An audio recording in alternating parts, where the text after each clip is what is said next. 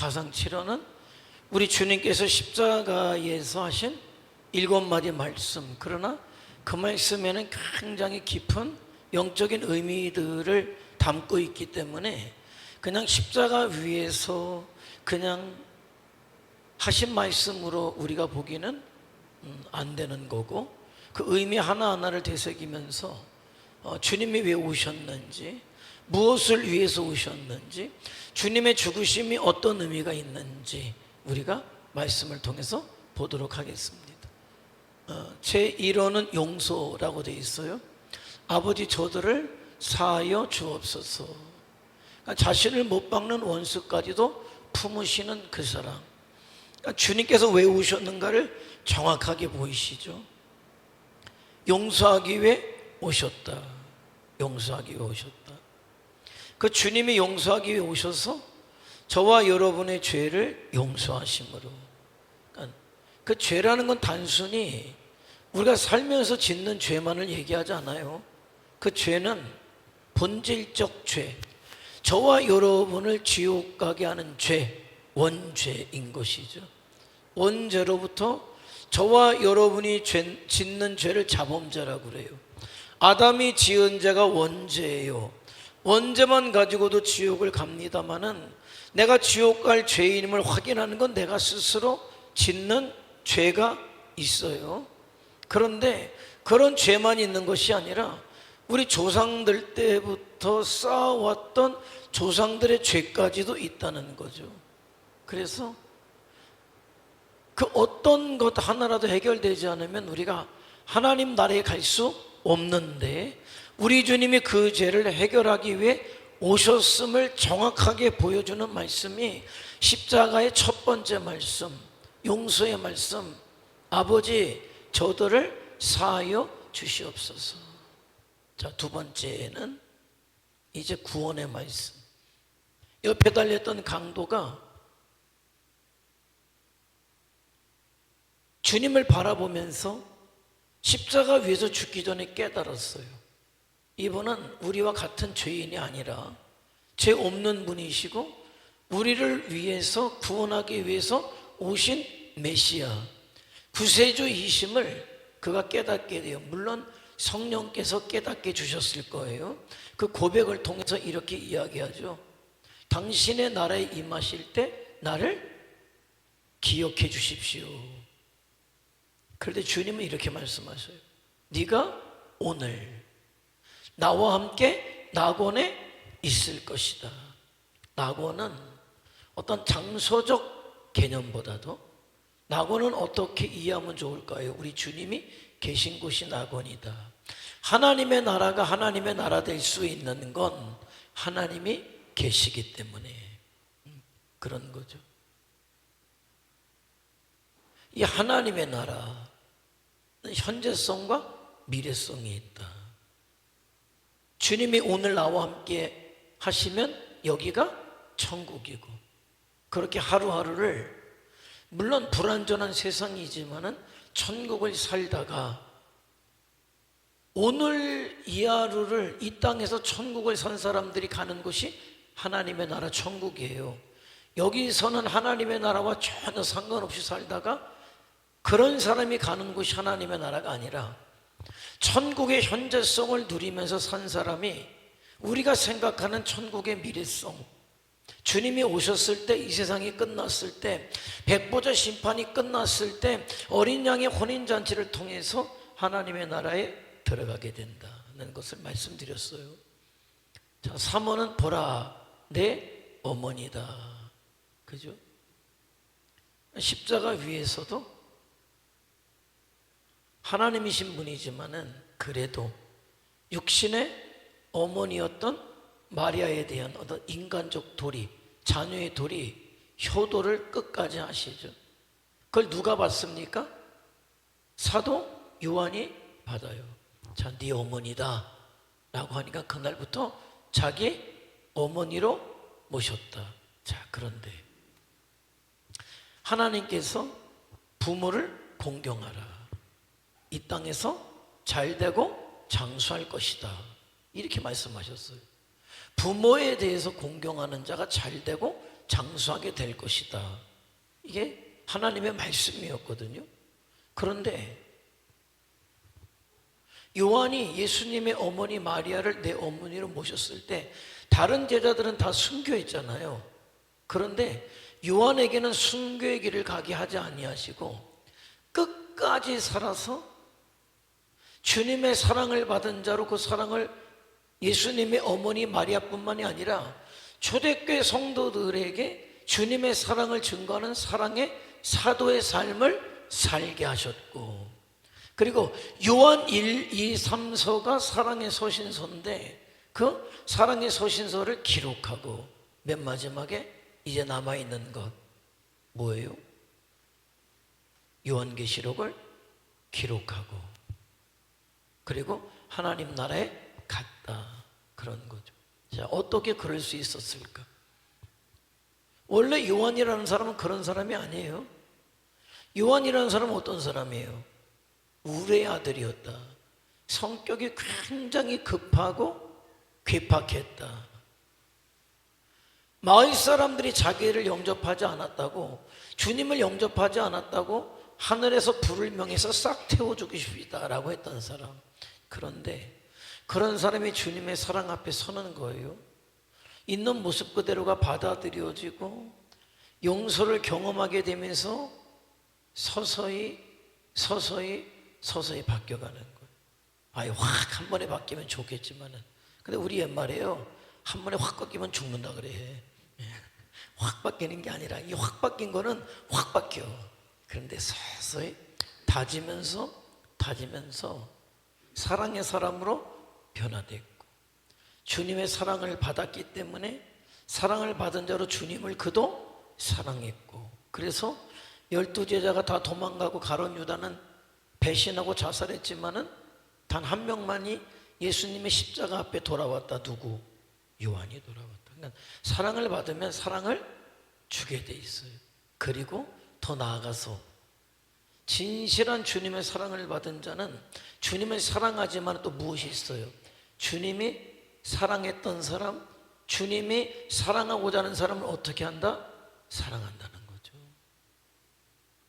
저와 여러분이 은혜 안에 있어 봐요. 정확히. 나는 그 예로 여러분에게, 그래서 우리가 이번에 갔던 필리핀을 말씀드리잖아요. 그분들이 우리랑 무슨 상관이 있습니까?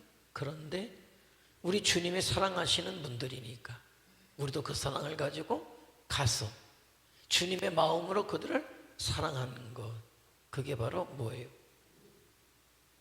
주님의 사랑을 받은 자의 마땅한 삶이었다는 거예요.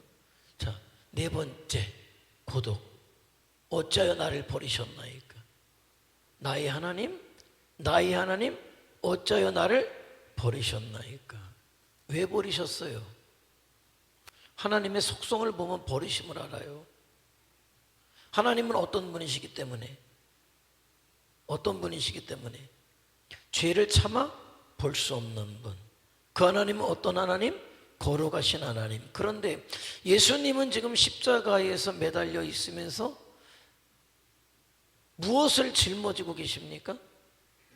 세상의 모든 죄, 아담이 지은 원죄, 내가 지은 자범죄, 내 조상이 지은 조상의 죄.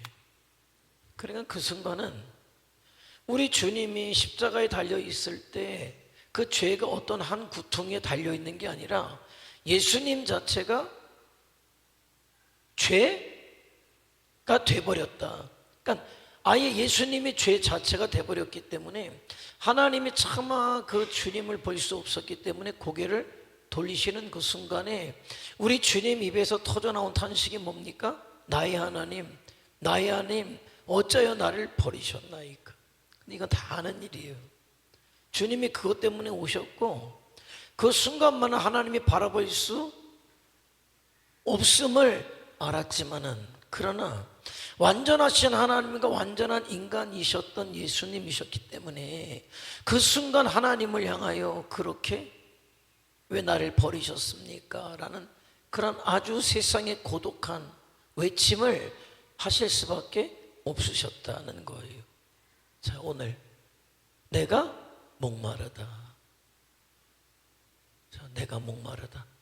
이건 최고의 고통의 정점에서 쏟아져 나온 주님의 5번째 말씀이었다. 자, 시작은 어디부터? 겟세마네 동산에서부터 우리 주님이 기도하실 때 그 땀방울이 핏방울과 같이 되어서 떨어졌다. 그만큼 힘쓰고 애쓰고 온 힘을 다해서 기도했으니까 얼마나 에너지가 빠졌겠어요. 얼마나 땀이 피가 돼서 떨어질 정도로 얼마나 많은 수분이 빠져나갔을까. 그죠? 그러니까 십자가 육체적 순환은 어떤 물리적인 타격 이전에, 그 이전에 피와 땀을 쏟아내는 극도의 영적인 정서적인 고뇌가 그 전날 밤 겟세마네 기도에서부터 시작이 되었다 말씀하는 거죠. 그리고 붙잡혀가서 신문을 당하잖아요. 사내들인 공회에 가서 대제사장 가야바 앞에 와서 침묵하신다는 이유로 어떻게 합니까? 뺨을 맞기 시작하면서 밤새도록 조롱을 당하고, 그리고 얼굴에 침을 뱉는 구타를 당하는 그런 모진 수모를 당하시고 호송되죠. 그 지친 몸, 상한 몸을 이끌고 이른 아침 안토니아 요새에서 헤롯에게 왜 책임을 전가하려고. 그러나 헤롯도 주님을 보고 다시 빌라도에게, 그러니까 그 몸을 이끌고 이리 끌려다니고 저리 끌려다니고 어쩔 수 없이 빌라도에게 안토니오 요새에서 마지막 심판을 받게 되는 거죠. 그러면서 군중들이 예수님을 십자가에 못 박고 바라바를 놔줘라. 그러면서 빌라도가 물에다 손을 씻으면서 나는 죄가 없다. 그러면서 결국 그를 백성들의 뜻대로 내주게 되죠. 그래서 뭡니까? 그냥 십자가는 그냥 십자가형이 아니에요.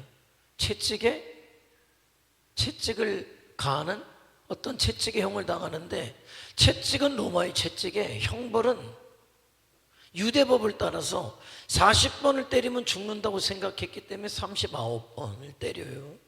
그런데 채찍의 끝에는 납덩어리, 어떤 갈고리들이 있단 말이죠. 때릴 때마다 그것이 등에 박히는 거예요. 또 때리려고 찰 때 등에 있는 피부가 뜯기고, 두 번째 때릴 때 또 박히고 뜯기고, 그게 무려 몇 번입니까? 39번이에요.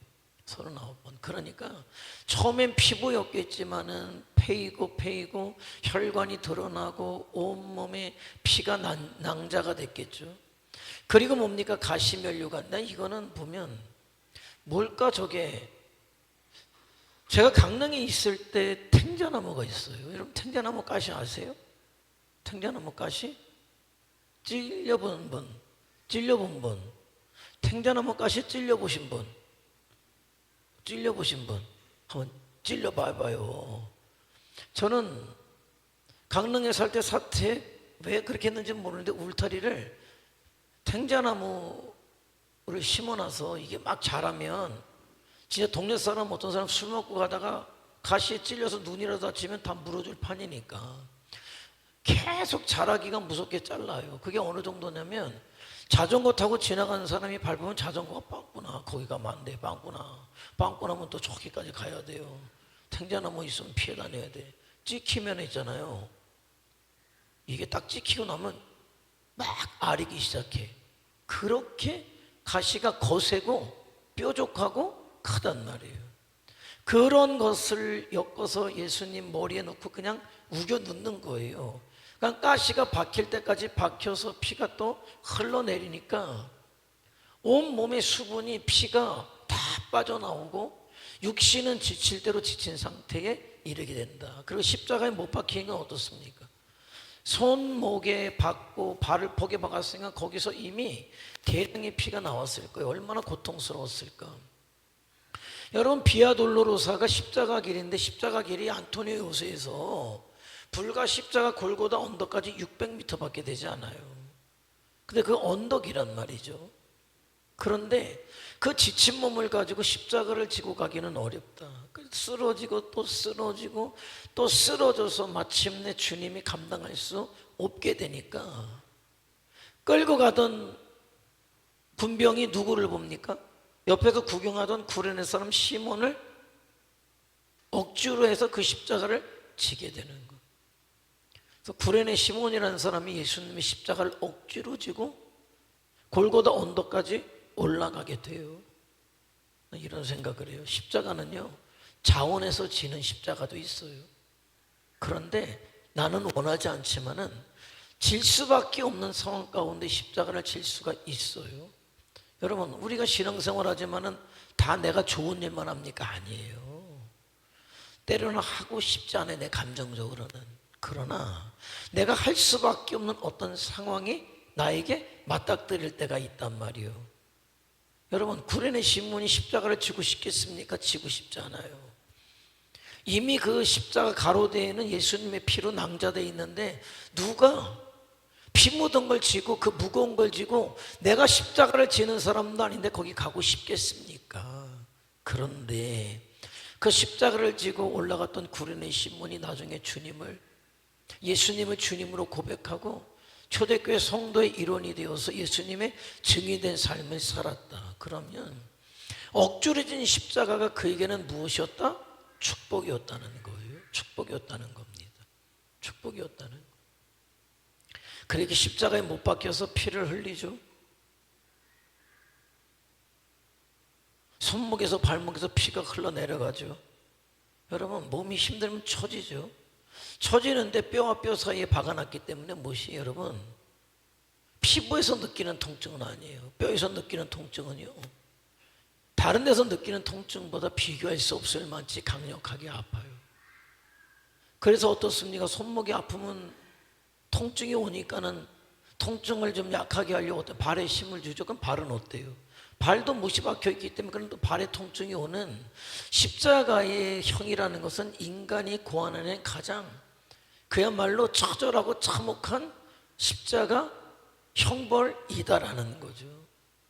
그런 고통을 무려 십자가에서 견디시기까지 지금 이 5번째 말씀을 쏟아 놓으실 때가 무려 5시간이 지나갈 때가 되었다.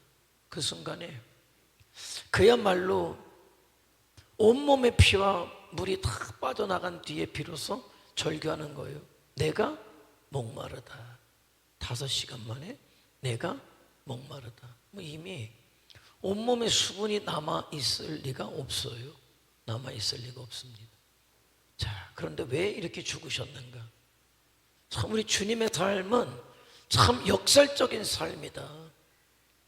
왜 그렇게 상상할 수 없는 고통을 당하셨는지, 정말 그야말로 불타는 목마름을 겪으셔야 했는지, 뭐라고 되어 있습니까? 그 이유를 뭐라고 여기서 설명하자. 읽어볼까요?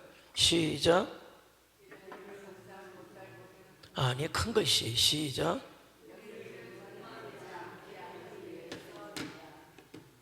우리를 목마르지 않게 하기 위해서 우리 주님이 목마르셨다. 목마르셨다. 목마르셨다.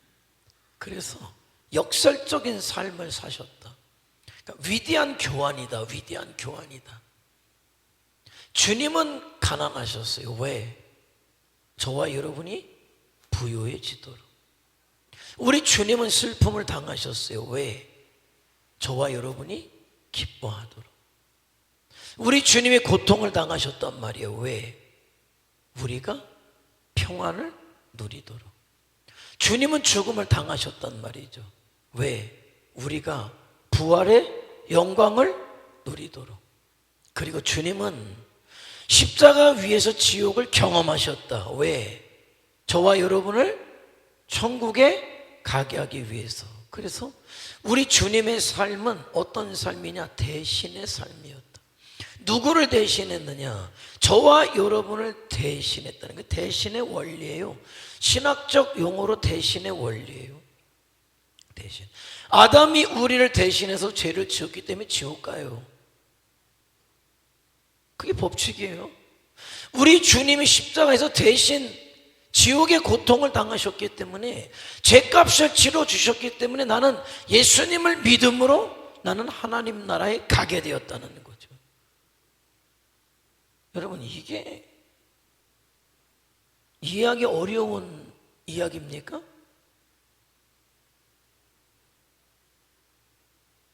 어떤 애들은 그래. 우리 엄마는 생선 가시가 붙어있는 살만 좋아하신대. 생선 가시만 붙어있는 살 좋아해요? 생선 살 좋아해요? 생선 가시만 붙은 살 먹어서는 이렇게 되지 않아. 살을 많이 먹었을 거예요. 살을 많이 먹었을 거예요. 생선 가시 붙은 살을 좋아해요? 생선 살을 좋아해요? 근데 어디 가서 다. 그런데 커서도 뭐냐, 우리 엄마는 생선 가시에 붙은 살을 좋아하는데 정말 그럴까? 왜 생선 가시 붙은 살 먹었어요? 뭐 때문에? 그렇지, 그렇지. 그거예요. 먹고 싶지만은 내가 생선 가시에 붙은 살 먹은 건 새끼 먹이려고 그런 거예요. 내가 배고파서 내 새끼가 배부르고, 내가 제대로 못 먹어서 내 새끼가 잘 먹고, 그죠? 그 원리예요. 하나님의 마음을 가장 많이 닮은 게 부모의 마음이라고 그랬잖아요. 부모의 마음이.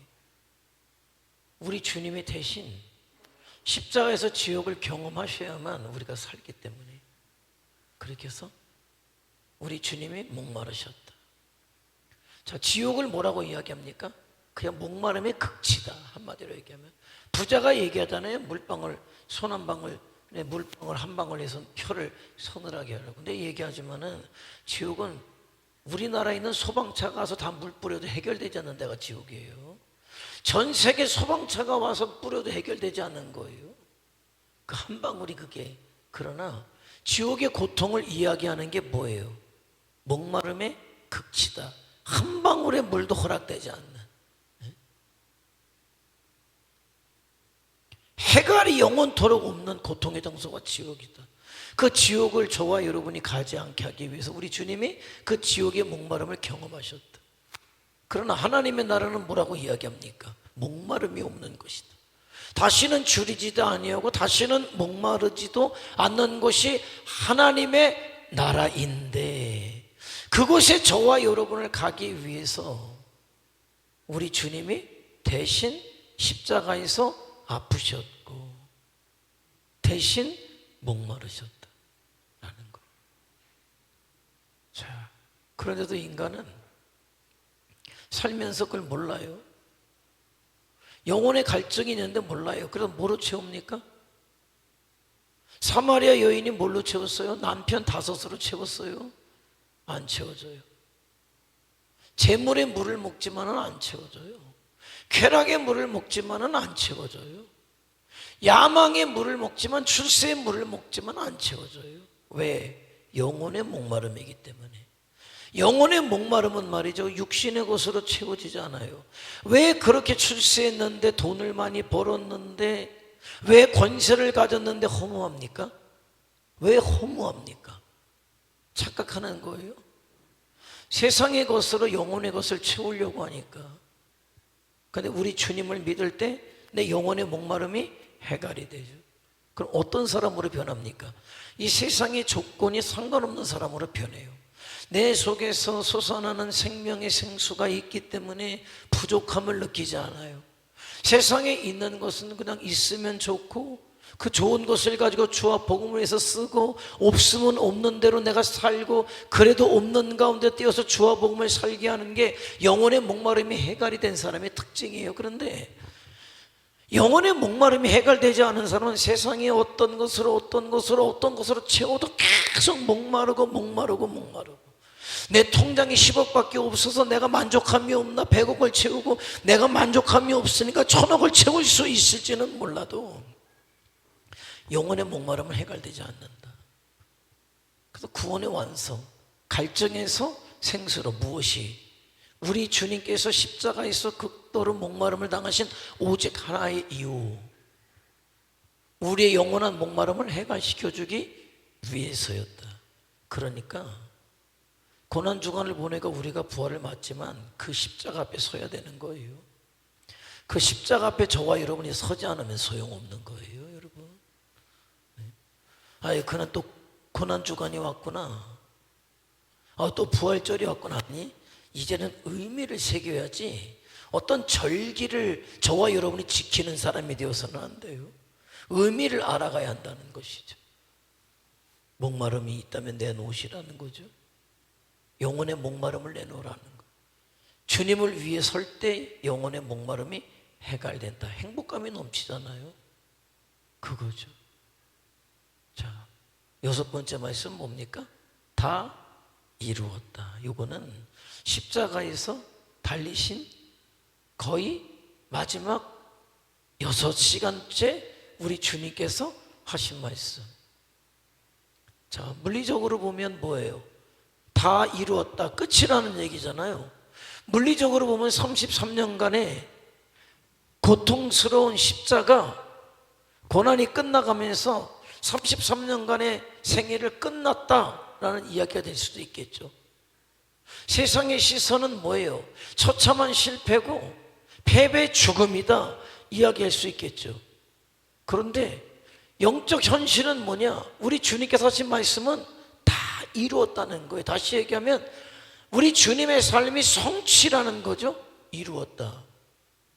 우리 주님의 죽으심이 성취라는 거죠. 그걸 이루었다라고 우리 주님이 지금 선언하고 계신다. 뭘 이루었느냐? 자, 첫 번째 기도 뭐 예언을 이루었다. 우리 주님의 태어남과 장소와 모든 것들, 우리 주님에 대한 삶과 죽음까지도 다 예언되어 있었다. 그런데 예언한 것을 그대로 다 이루었다. 우리 주님은 뭐예요? 율법을 폐하러 오지 않고 율법을 완성시키러 오셨다. 우리가 지키지 못해서 율법의 죄로 말미암아 지옥 갈 우리를 그분이 모든 율법을 다 온전히 지켜주심으로 율법의 완성을 이루셨다. 그리고 마침내 오신 목적, 피 한 방울을 딱 떨구는, 마지막 한 방울을 딱 떨구는 그 순간에 저와 여러분의 죄가 사해졌고 구원이 이루어졌다. 그것의 영수증이 뭡니까? 부활이다라는 거. 부활이다. 자, 첫 번째 예언의 철저한 성취. 첫 번째 무엇? 탄생부터 동정녀 탄생, 아브라함과 다윗의 후손으로 베들레헴으로 이름은 예수라 임마누엘이라 하라. 고난의 시작, 애굽으로 피난 갈 것이고 어린 나귀를 타고 예루살렘에 입성할 것이고 십자가에서 나무에 달려 죽게 될 것이고 은 30냥의 친구에 의해서 배반을 당하게 될 것이라는 그런 어떤 예언의 모든 것들이 그대로. 놀랍죠? 은 30냥이 팔릴 것까지 예언된 그대로. 우리 주님이 예를 들어서 우리 주님이 할 수 있는 예언은 그냥 했다고 쳐도 저런 건 우리 주님이 할 수 없는 예언들이에요. 태어나는 것도 우리 주님이 할 수 없는 일들이에요. 이름을 짓는 것도 우리 주님이 할 수 없는 일들이에요. 정교한 계획 그대로 다 이루셨다. 십자가 위에서 가장 고통스러운 그 순간에 나무에 달려서 범죄자 중에 하나로 간주될 것이, 자기를 못 박는 자들을 위해서 용서하실 것까지도, 하나님에게 조차 버림받을 것까지도, 엘리 엘리 라바 사막단이라고 외칠 것까지도, 목이 가라여 초로 마시게 될 것까지도 하나의 오차도 없이 다 이루셨다. 두 번째, 말씀드린 대로 율법을 이루다. 율법이 참 어렵다는 게, 세상에서는 말이죠, 100가지 중에 99가지를 지키고 한 가지를 안 지키면 잘했다고 그래요. 야야 잘했다. 근데 율법은 말이죠, 99가지를 지키다 한 가지를 안 지키면 율법을 범한 자예요. 율법을 범한 자는 어디 갑니까? 율법을 어겼기 때문에 지옥에 갈 수밖에 없어요. 인간의 어떤 파산 상태. 그런데 우리 주님께서 속량하셨다. 속량은 뭐예요? 값을 대신 치러 주셨다. 율법의 저주와 사망, 그 모든 것들을 십자가에서 뭡니까? 해결해 주셨다. 속량하셨다. 이 속량이라는 건 내가 어떤 사람을 살 때 돈을 주고 사오죠. 영수증을 쓸 거 아니에요. 도장을 탁 찍을 때 뭡니까? 그게 테텔레스타예요. 다 이루었다. 법적인 문제가 해결됐다. 십자가 위에서 우리 주님께서 다 이루었다는 건 저와 여러분이 지불해야 될 죄값을 우리 주님이 대신 지불하셨다라는 선언이 그대로 임하게 되었다는 거예요. 자, 율법사가 와서 예수님께 물어요. 자, 은혜가 완성됐다. 핵심 질문. 율법사는 뭐라고 얘기합니까? 제가 무엇을 해야 영생을 얻을 수 있겠습니까? 두 행동, 그죠? 행동을 얘기해요. 근데 복음은 뭡니까? 주님이 이루어 놓은 것, 이미 이루어 놓으신 거잖아요. 네가 할 거는 없다. 받아들이기만 해. 믿으면 돼. 전제 조건은 뭐예요? 율법은 인간의 노력 자격이 필요하잖아요. 아니, 인간 스스로 구원할 수 없음을 철저히 인정하고 주님 앞에 서면 구원이 이루어진다. 율법은 끊임없이 행하라고 하죠. 그러나 행함을 가지고 완벽할 수 없기 때문에 하나님 앞에 설 수 없다. 오직 선물은 믿음으로. 그래서 믿음으로 말미암아 얻는 구원이 뭐예요? 이신득의다. 이신득의 믿음으로 말미암는 구원. 자, 영원한 생명을 한번 읽어볼까요? 영원한 생명은 시작. 네. 영원한 생명은 여러분의 어떤 행위로 말미암는 싹이 아니라 뭐라고? 선물이다. 그 죄의 싹은 사망이고 하나님의 은사는 그리스도 예수 우리 주 안에 있는 영생입니다. 하는 거죠. 영생입니다. 자, 주님께서 십자가에서 모든 것을 이루시면서 부활이 확정되었다는 거예요.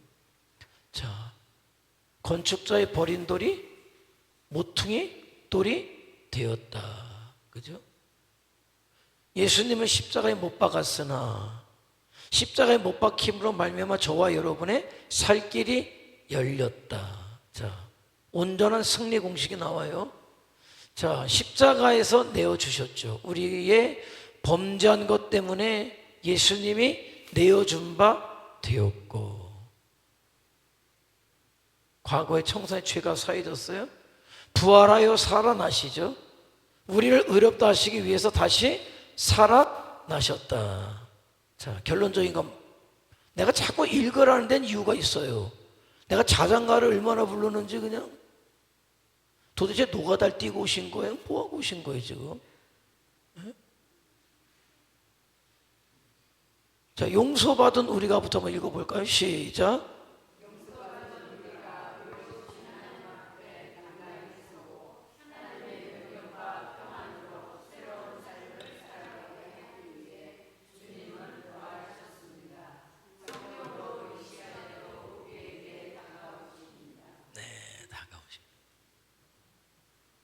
빨리 넘겨요. 마지막. 왜? 길게 봐야 빨리 끝내라지 그냥 아버지 내용을 아버지 손에 부탁합니다. 6번째와 7번째는 말이죠. 거의 동시간적이에요.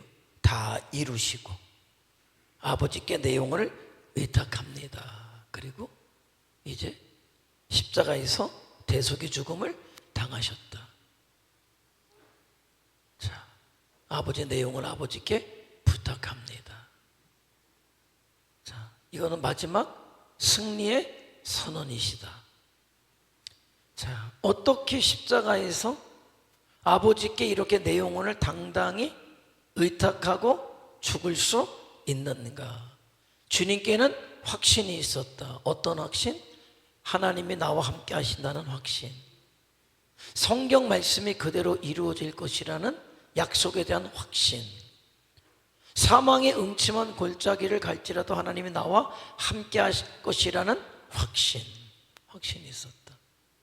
자, 친밀함. 12살 때부터 내 아버지 집에 계셨어요. 내 아버지 집에 있어야 할 줄 모르셨습니까?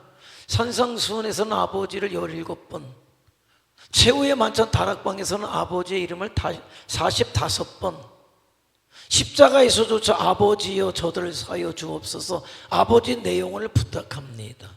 그러니까 늘 주님은 아버지와 함께 하셨다. 아버지의 임재를 경험하셨다. 내가 비록 사망의 음침한 골짜기를 다닐지라도 해를 두려워하지 않을 것은 주님께서 나와 함께 하시기 때문에 임재죠. 임재. 여러분, 임재가 있는 사람은 두려워하지 않아요. 주님은 말씀에 대한 확신이 있었어요. 하나님이 나와 함께 하신다는 확신. 두려울 게 없죠. 두려울 게 없어요. 하나님의 약속에 대한 확신. 성경에 수없이 예언되어 있는 하나님의 말씀을 믿었기 때문에 마지막 순간 내용을 아버지께 의탁할 수 있는 믿음이 있었다는 거예요. 광야에서 첫 번째 공생이 시작하실 때 우리 주님은 뭐라고 말씀하십니까? 사람이 떡으로만 살 것이 아니라 하나님의 입에서 나오는 말씀으로 살아야 한다. 십자가의 마지막 기도도 내 영혼을 주께 부탁합니다. 이게 이미 시편에 기록된 말씀이에요. 말씀을 붙잡고 살았고 말씀대로 살았고 그 확신이 있었기 때문에 마지막 승리의 삶을 살 수 있었다. 스데반도, 종교개혁자 마르틴 루터도, 철로 역정을 지었던 존 번연도, 주기철 목사님조차도 아버지 내 영혼을 주께 부탁합니다. 동일한 기도로 영혼을 부탁하고 승리의 삶을 살고 하나님 앞에 갈 수 있었다. 말씀이 있는 신앙과 없는 신앙은 천지차이에요. 말씀이 없는 신앙은 언제든지 흔들리죠. 왜? 말씀이 없는 신앙은 감정이 기초가 되기 때문에 기분 좋으면 믿음 좋은 것 같이 잘하지, 기분 나쁘면 내가 언제 믿음이 있었냐 내 맘대로 하지. 그러나 말씀이 기초가 된 신앙은 흔들리지 않는다는 거예요.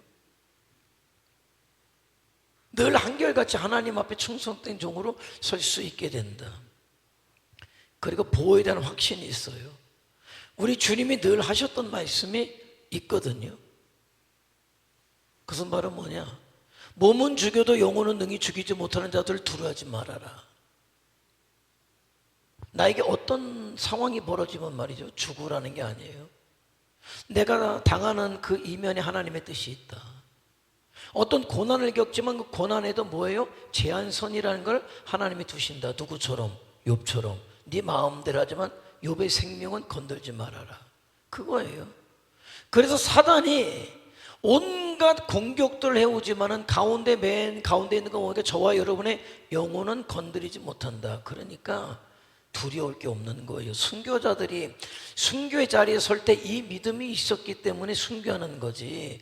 당당하게 왕이요, 나는 왕이 만든 금심상에게 절하지 않습니다. 풀무불에 집어넣으시오. 하나님이 우리를 살려주실걸요. 그러나 그렇게 하지 아니하신다 할지라도 우리가 우상에게 절하지 않겠습니다라는 고백은 그래서 나올 수 있는 것이다. 사람의 손은요, 아프게 할 수 있죠. 넘어지게 할 수 있죠. 상처와 좌절을 줄 수 있죠. 심지어 나를 죽일 수도 있어요. 그러나 전능하신 하나님께서 저와 여러분을 지키신다는 사실을 알면 두려울 게 없단 말이죠. 그러니까 아버지, 내 영혼을 아버지 손에 부탁합니다. 이거 잘 기억하세요. 무슨 집신장사가 아주 명품 집신을 팔아가지고 가문을 일으켰는데 그 비밀을 며느리에도 안 알려주고 아들한테도 안 알려주고, 제발 죽기 전에 아버님, 이 집신의, 이 명품 집신의 이 비결이 뭡니까? 그래도 얘기 안 해주려다가 죽을 때 털. 이게 뭐냐면 집신 만들고 나서 털을 잘 다듬어가지고 반들반들하게 하면은 명품 집신이 된다. 죽을 때 털 걸어 주면 안 되잖아. 죽을 때 여러분 뭐 떡볶이 비밀을 알려주고 죽으면 그게 뭐예요 그게? 예? 무슨 뭐 마복내 할머니야 뭐야? 떡볶이집 할머니 며느리한테도 안 가르쳐 준다더니만 뭐 며느리가 지금 하고 있더만 떡볶이지. 예? 내 죽을 때 무슨 뭐 떡볶이 비법을 알려주는 게 내 마지막 유언이 돼야 됩니까? 아니요. 아버지 내용을 아버지 손에 의탁합니다. 아버지 내용을 아버지 손에 부탁합니다. 이게 저와 여러분의 마지막 기도가 되기를 원해요. 그런 믿음이 있어야지. 좌절하지 말라는 거예요. 하나님이 함께 하시니까. 아버지, 한번 다 좀 읽어볼까요? 시작. 네, 이게 승리의 기도였어요. 우리 주님의 마지막, 육신을 입고 하셨던 마지막. 아버지, 내용을 아버지 손에 부탁합니다. 이거는요, 임재의 확신이 있는, 하나님이 나와 함께 하신다는 임재의 확신, 말씀의 확신, 그리고 보호의 확신, 하나님의 보호, 나를 보호하시고 확신이 있는 사람만이 할 수 있는 마지막 고백이고 기도다. 이것이 저와 여러분의 것이 되기를 원한다는 거예요. 마침내 이제 사망 권세 깨뜨리시고 부활하신 우리 주님의 부활. 자, 2000년 전 빈 무덤이 오늘 나의 삶을 어떻게 바꾸는가? 절망에서 생명으로, 미래에서 현재로. 이건 현재적 부활을 이야기하는 거예요. 현재적 부활을. 저 먼 미래가 아니라 지금부터 부활의 능력 권세를 얘기한다. 자, 저와 여러분은 죽음을 향해 가는 나그네들, 그죠? 죽는 확률 100%, 두려움과 절망과 좌절. 인류는 모두 태어나서 죽음으로 끝나요. 모든 사람이 죽음으로 종말을 고했고 더 이상 기대도 소망도 없는 비극적 인생이 저와 여러분이었다는 거예요. 죽음 100%. 자, 그런데 어떤 일이 벌어졌습니까? 우리 주님이 십자가에서 저와 여러분에서 대신 죽어주셨고, 그런데 죽음으로 끝난 게 아니라 사망 권세를 깨뜨리시고 부활하셨다. 그래서 너희가 어찌하여 산자를 죽은 자 가운데서 찾느냐? 그가 다시 살아나셨느니라. 할렐루야. 자, 사람들이 많았어요. 자, 성인 군자와 위인들 뭐 훌륭한 가르침도 있었고 철학도 남겼죠. 그러나 모두가 다 한 점 흙으로 돌아갔어요. 다 모두가 무덤을 남겼어요. 그냥 과거의 기억이고 존경이고. 그러나 우리 주님은 죽음으로 끝난 게 아니라 사망 권세를 깨뜨리고 다시 살아나셨다. 시신을 가둘 수 없는 무덤, 빈 무덤이었다. 지금도 살아 숨쉬는 생명력으로 저와 여러분이 그 생명을 가지고 있고 그 생명으로 살고 있고 그 생명으로 하나님의 나라에 이르게 된다. 세상에 태어난 사람 중 가장 큰 영향을 끼친 분, 그 생명은 지금도 새 역사를 창조하자는 살아있으니까 결박과 억압이 노예 해방과 자유로, 악한 자가 선한 사람과 사랑의 사도로, 어두움이 빛과 소망으로 바뀌는 건 우리 주님의 십자가와 부활을 통해서 이루어진 사건이다. 우리나라가 늘 말씀드리지만은 십자가로 이 나라가 이렇게 바뀌었죠. 우리 주님의 부활로 이렇게 바뀌었지 그 어떤 것도 바꿔놓지 않았어요. 바꿔놓지 않았어요.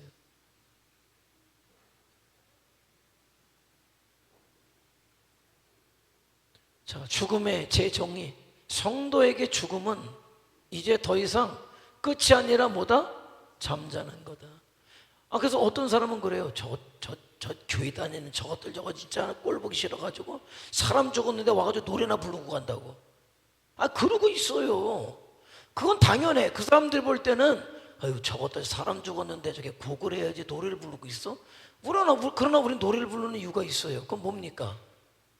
죽은 게 아니거든. 육신의 고생을 이제 끝나고 자고 있거든. 이제 우리 주님 오시면 그 사람은 어디에 가거든? 하나님의 나라에 가기 때문에 그 사람의 육신의 고통을 끝나게 하시고 그 사람에게 안식의 잠을 자게 하신 하나님께 감사해서 예배하는 것이고, 그 사람이 이제 곧 하늘 백성으로 하나님 나라에 들어갈 거기 때문에 하늘나라에서 만날 거기 때문에 그러니까 찬송하는 거예요. 그래서 힘을 주고, 육신적으로는 뭐 가족을 잃은 마음이, 형제를 잃은 마음이 얼마나 아프겠어요. 그러나 믿음 안에서 우리 다시 만날 거라는 소망을 주기 때문에 찬송을 부르는 거예요. 사람은 태어나죠. 똑같이 육으로 죽어요. 그러나 죽은 건 육만 죽은 거지 아니에요. 영은 살아서 다시 부활의 때에 하나님의 나라에 갈 거란 말이죠. 자, 지금 이 얘기는 뭐예요? 부활의 생명을 받았는데, 그러면 강도가 이야기한 것처럼 그 어느 때에 당신의 나라에 임할 때에만 아니? 그럼 이 땅 내에 살 때는 어떻게 살 거예요? 여전히 악한 자에게 휘둘리면서 살 거예요? 아니, 부활의 능력으로, 생명으로 이기면서 살라는 거예요. 부활의 권세가 주어졌기 때문에 부활의 권세를 가지고 이 땅에서도 살고, 악한 것들과 싸워서 이기고 믿음으로 승리하고 예수님의 증인이 되고 예배자가 되고, 그래서 그 현재적 부활의 능력으로 살고 마침내 때가 되었을 때에 하나님의 나라에 이르는 자가 되라. 그래서 부활에는 현재적 부활과 미래적 부활, 그 모든 것들을 누려라. 천국의 현재성과 천국의 미래성 똑같은 얘기예요. 똑같은 얘기예요. 바로 그런 것들. 자, 그 비밀을 깨닫는 사람이 사도 바울인데, 그는 뭐라고 이야기합니까? 내가 그리스도와 함께 십자가에 못 박혔나니 나의 자, 지옥 갈 자. 예수님을, 십자가를 믿는 순간에 그 자아는 죽어지고, 그리고 예수 그리스도로 말미암아 내가 다시 산자가 되어서 내 영이 살아서 이제는 살아도 주를 위해 살고 죽어도 주를 위해 죽는 자가 되겠습니다. 십자가, 예수님 안에서 나의 과거가 죽었어요. 지옥 갈 내가 죽었어요. 그러나 부활, 예수님의 부활이고 나의 부활이 됐단 말이죠. 그러므로 그 주님이 나의 주인이 되었다는 거예요. 그러니까 주인의 뜻대로 살겠습니다. 주인의 뜻대로 살겠습니다. 주님의 십자가와 부활을 경험하기 전에는 어떻게 살았어요? 내 마음대로 중구난방 되는 대로 살았어요. 그러나 주님의 십자가와 부활을 경험하고 나니까 내 삶이 딱 정해져요. 삶의 목표가 딱 정해져요. 주님의 십자가와 부활이 있기 전에는 이렇게도 살아볼까, 저렇게도 살아볼까, 재밌게 살아볼까, 어떻게 살아볼까, 누구를 위해서 살을까, 어떨까, 뭐 온 사방 뭐 왔다 갔다 하지만 딱 십자가와 부활을 딱 겪는 순간에 저와 여러분의 삶은 딱 정해져요. 자, 첫 번째 뭐라고? 시작.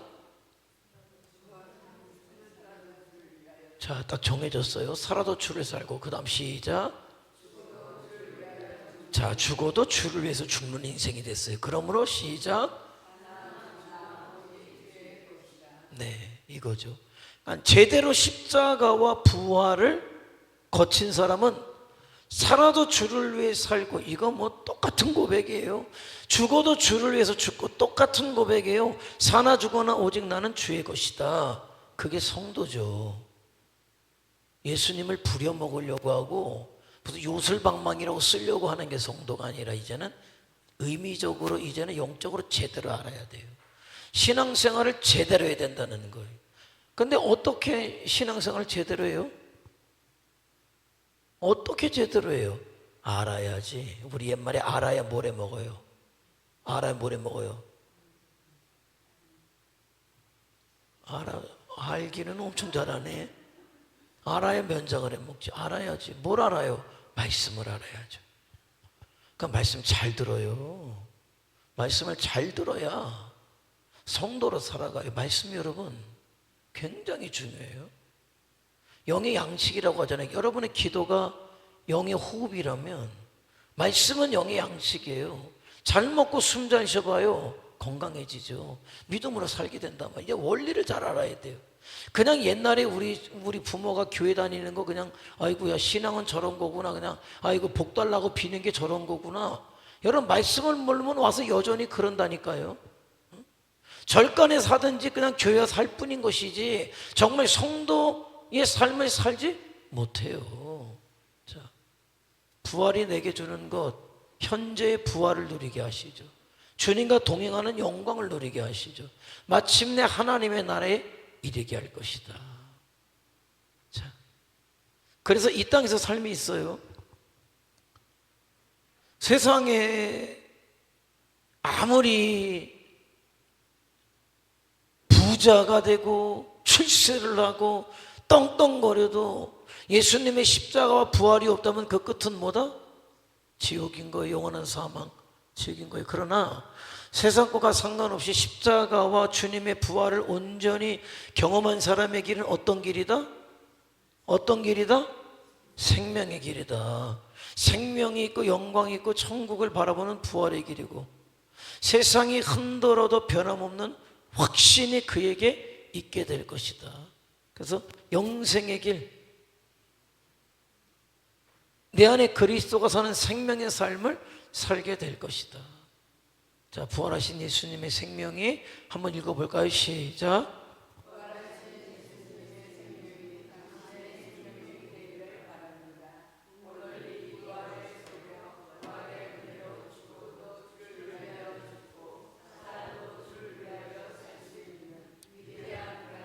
시작되기를 축원합니다.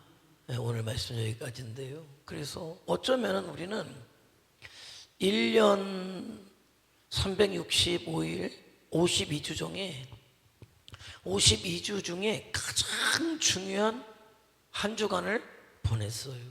그래서 이제는 십자가의 의미를 제대로 깨닫고, 그러면 그 십자가의 의미가 얼마나 크고 놀랍고 기쁘고 위대한 것인가를 아는 만큼 나는 것이 주님의 십자가 앞에 엎드리게 되었어요. 그래서 마침내 주님의 부활을 경험하게 되면서 그 능력을 가지고 그 생명을 가지고 고백한 대로 이제는 내가 살아도 주를 위해서 사는 자가 나이고 죽어도 주를 위해서 죽는 자가 나이고, 그래서 내가 부활의 능력을 가지고 하나님께서 허락하시는 때까지 예수님의 증인된 삶에, 예배자의 삶에 내가 목숨을 걸고 살아내므로, 그게 능력이에요. 능력. 그게 능력이에요. 성도에게 무엇이 능력입니까? 예배자와 예수님의 증인으로 사는 게 능력이에요. 다른 능력 얘기하지 말아요. 네? 그게 없으면 아무것도 아니에요. 성도의 능력이 어디 있습니까? 이건 제대로 알아야 돼요. 내가 예배자로 사는 게 능력이에요. 예수님의 증인으로 사는 게 능력이에요. 그 능력을 가지고 이 세상을 살아서 우리 주님 오라 하신 그때 주님 만나는 그날에 칭찬받는 자들이 저와 여러분 되시기를 주님의 이름으로 축원해 드립니다. 기도하시겠습니다. 네. 이제는 복음 앞에 진지해야 될 때가 된 것 같아요. 그냥 어떤 감정에 의해서, 아니면 뭐 성도들의 어떤 어울림에 의해서, 군중 심리에 의해서, 아니면 옛날에 그냥 막연히 신앙생활은 이런 건가 보다 라고 생각했던 그것 아니에요. 그건 아니에요. 이제는 복음을 제대로 알고 십자가의 복음을 제대로 알고 주님의 부활의 능력, 권세, 새 생명을 가진 자로 사도 바울이 깨달은 깨달음이 오늘 저와 여러분의 깨달음이 되길 원하고, 그래서 내가 살아도 주를 위해 살고 죽어도 주를 위해 죽는다는 의미가 무엇인지를 이제 나도 알아서 그 주님의 십자가 부활에 합당한 성도의 삶을 사는 자로 서겠습니다. 내 삶이 어떠하든지 그 삶을 가지고 예배자와 부활하신 그 예수님의 증인으로 살겠사오니 나를 통해 우리 교회를 통해 우리 아버지 일하여 주시옵소서. 이 시대 말에 일하여 주셔서 우리를 통해서 작정하신 그 영혼들, 예를 들어서 구원의 퍼즐이 1만 개라고 할 때 그 마지막 1만 번째 퍼즐을 맞추는 성도가 우리들, 1만 번째 퍼즐을 맞추는 교회가 우리 교회가 되도록 역사하시고 우리를 그렇게 써주시옵소서. 그러할 수 있도록 부활의 능력 권세 주시고 그 부활의 능력 권세로 악한 것을 이기고 원수를 이기는 자들 저희들 되게 하옵소서. 다 같이 주여 한번 부르면 통성으로 기도합니다. 주여 전능하신 아버지 하나님,